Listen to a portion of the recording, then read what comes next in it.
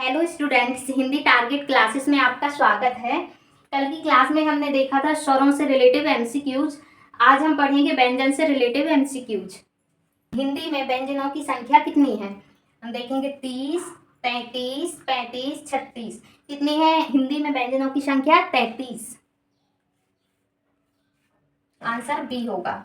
व्यंजन का उच्चारण होता है बिना बाधा के, बाधा से, केवल नाक से या मुंह से। कैसे होता है व्यंजन का उच्चारण? इसका आंसर होगा बी, क्योंकि व्यंजन का उच्चारण बाधा से होता है। व्यंजन हमेशा स्वर की सहायता से ही बोले जाते हैं। व्यंजन स्वर की सहायता से बोले व लिखे जाते हैं। स्वर स्वतंत्र होते हैं। बिना बाधा के स्वर का उच्चारण होता है, लेकिन व्यंजन का उच्चारण बाधा से होता है। अब देखेंगे का किस वर्ग का है? तालव्य, कंठ, दंत्य, ओष्ठ। तो का को किस वर्ग का माना गया है? कंठ। इसका आंसर भी होगा बी। चौथा देखेंगे, चा किस वर्ग का है? चा किस वर्ग का है? कंठ, तालव्य, दंत, ओष्ठ। चा किस वर्ग में आएगा? तालव्य। इसका आंसर होगा तालव्य। टा किस वर्ग के अंतर्गत आता है? दंत्य, मूर्धन्य, कंठ, ओष्ठ। तो टा आएगा मूर्धन्य। मूर्धन्य वर्ग के अंतर्गत आता है टा। ता ता किस वर्ग के अंतर्गत आता है? दंत्य, मूर्धन्य, कंठ, तालव्य। ता आएगा दंत्य के अंतर्गत। ता आता है दंत वर्ग के अंतर्गत। पा किस वर्ग के अंतर्गत आता है? कंठ, तालव्य, ओष्ठ, दंत्य। पा आएगा ओष्ठ के अंतर्गत। आप पा बोलकर देखेंगे तो ओष्ठ के द्वारा ही ये बोला जाएगा, पा। इस तरीके से मैंने इसको विस्तार से भी समझाया है क्लास में कि किस तरीके से कौन से वर्ण बोले जाते हैं। हम देखेंगे या, रा, ला, बा कहलाते हैं। क्या कहलाते हैं? या, रा, ला, बा ऊष्म व्यंजन, स्पर्श व्यंजन, अंतः व्यंजन या संयुक्त व्यंजन। क्या बोलते हैं या, रा, ला, बा को? या, रा, ला, बा है अंतःस्थ व्यंजन। सी आंसर होगा इसका। सा स स स स हा कहलाते हैं। क्या कहलाते हैं? स्पर्श व्यंजन, ऊष्म व्यंजन, सॉरी अंतःस्थ व्यंजन, ऊष्म व्यंजन या संयुक्त व्यंजन। क्या है ये है ऊष्म व्यंजन। इसका आंसर भी सी होगा। ये है ऊष्म व्यंजन। इनको बोलने से हमारे मुंह से ऊष्मा निकलती, इनको संघर्षी व्यंजन भी कहते हैं। का, खा, गा, घा, या ये क्या है? कौन से वर्ग के अंतर्गत आएंगे? कंठ, तालव्य, दंत, ओष्ठ। कौन से वर्ग के अंतर्गत आएगा? ये पूरा का वर्ग है तो ये कंठ के अंतर्गत आएगा। इसका आंसर है ये। जा, छा, जा, झा, या है, ये क्या है? कौन से वर्ग के अंतर्गत आएंगे? कंठ, तालव्य, दंत, ओष्ठ। कौन से वर्ग के अंतर्गत आएंगे? इसका आंसर होगा बी। ये आएंगे तालव्य के अंतर्गत। ये सारे तालव्य के अंतर्गत आएंगे। हम जानेंगे टा, ठा, डा, ठा, अड़ा। ये क्या है? काय के अंतर्गत आते हैं? कौन से वर्ग के? कंठ, तालु, मूर्धन्य, ओष्ठ। किसके अंतर्गत आएंगे ये आए। इसका आंसर रहेगा सी, करेक्ट। ये है मूर्धन्य। मूर्धन्य वर्ग के अंतर्गत आते हैं ये सारे। अब हम देखेंगे ता, था, दा, धा, ना है, कौन से वर्ग के अंतर्गत आते हैं?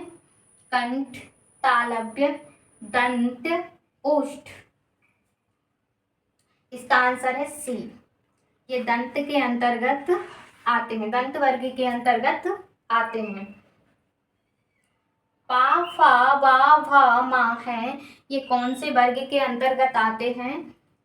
ओष्ठ, दंत, कंठ, तालव्य।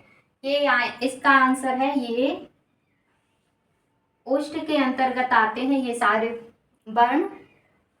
माँ है, माँ क्या है? माँ कौन से व्यंजन के अंतर्गत आता है? स्पर्श, अंतःस्थ, ऊष्म या संयुक्त? कौन से व्यंजन के अंतर्गत आएगा? स्पर्श व्यंजन। ये यहाँ है ना, ये स्पर्श व्यंजन के अंतर्गत ही आएगा। इसका आंसर ये है, स्पर्श व्यंजन। हम देखेंगे रा क्या है, रा व्यंजन क्या है? स्पर्श है, अंतःस्थ है, ऊष्म है, संयुक्त है। रा को कौन से व्यंजन के अंतर्गत रखा गया है? तो इसका आंसर होगा बी, अंतःस्थ व्यंजन के अंतर्गत आते हैं या, रा, ला, वा। ज्ञा, ज्ञा क्या है? संयुक्त व्यंजन है, ऊष्म व्यंजन है, स्पर्श व्यंजन है कि अंतःस्थ व्यंजन है? ज्ञा को क्या बोलेंगे? इसका आंसर होगा ए, ये संयुक्त व्यंजन है। क्या है? संयुक्त व्यंजन है ज्ञा। छा, छा क्या है? ऊष्म व्यंजन है, संयुक्त व्यंजन है, अंतःस्थ व्यंजन है कि स्पर्श व्यंजन है? क्या है छा? छा का आंसर होगा बी, ये भी क्या है? ये संयुक्त व्यंजन है। का से माँ तक होते हैं, कौन से व्यंजन होते हैं? स्पर्श, संयुक्त, ऊष्म, अंतःस्थ। काय के अंतर्गत आएगा? का से माँ तक, का से माँ तक होते हैं स्पर्श व्यंजन। इसका आंसर होगा ये। स्पर्श व्यंजन की संख्या 25 होती है। स्पर्श व्यंजन की संख्या कितनी है? 25 है।